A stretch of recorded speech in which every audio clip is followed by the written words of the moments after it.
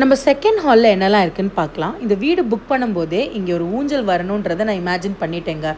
அந்த ஊஞ்சல் நல்லா ஸ்ட்ராங்காக இருக்கணும்னா நம்ம விவேக் அசோசியேட்ஸ் தவிர வேறு எங்கே போவேன், அங்கே தாங்க புக் பண்ணியிருந்தேன். காங்க்ரீட் சீலிங்லேயே வந்து ஹூக் போட்டு கொடுத்துட்டாங்க. அதுக்கப்புறம் தான் நாங்கள் ஃபால்ஸ் ரூஃபே போட்டோம். அதுக்கப்புறம் பெயிண்டிங்லாம் முடிச்சதுக்கப்புறம் அவங்களுக்கும் டெலிவர் பண்ணுறதுக்கு டைம் கரெக்டாக இருந்தது. ஒரு 20 to 25 டேஸில் அவங்களே வந்து இன்ஸ்டாலேஷன் பண்ணி கொடுத்துட்டாங்க.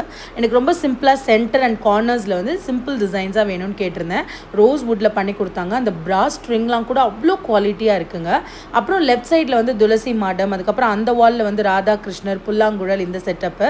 இந்த சைடு வந்து பார்த்திங்கன்னா கற்பூரட்சக மரம், அதுக்கப்புறம் அந்த கோமாதா டிசைன் மாதிரி வச்சுருந்தோம். அதுக்கப்புறம் இங்கே வந்து அந்த சென்டர் கேண்டில்ஸ் ஏற்றுற மாதிரி, அப்புறம் இண்டோர் பிளான்ஸ் கேட்குற மாதிரி ஒரு டேபிள் அண்ட் சென்டர் வாலில் வந்து பிள்ளையார், அந்த பிள்ளையாரோட 2 சைடும் ரிமோட் கண்ட்ரோலில் லைட்டு.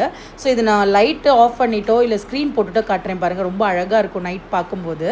ஸோ இந்த ஊஞ்சலுக்கு ஏற்ற மாதிரியே வந்து ஒரு குட்டி ஃபேன் வந்து நாங்கள் பார்த்து வாங்கியிருந்தோம். அப்புறம் என்ன, ரிலாக்ஸாக படுத்துட்டு இதில் ஸ்விங் பண்ணும்போது எப்படி இருக்கும்னு தெரியுமா? எங்கள் அம்மாவுக்கு இந்த இடம் வந்து ரொம்ப பிடிக்கும். யார் வந்தாலுமே அந்த ஸ்விங் இருக்கிறது அப்படியே தூங்கிடுவோங்க. ஈவினிங் ஸ்நாக்ஸ் டீ எல்லாம் எடுத்துகிட்டு இங்கே உட்காந்து கதை பேசும்போது சூப்பராக இருக்கும். ஸோ வெயிட்லாம் பார்த்தீங்கன்னா அப் டு 500 kgs வரைக்கும் தாங்கும். நீங்கள் பயப்படவே வேண்டாம்.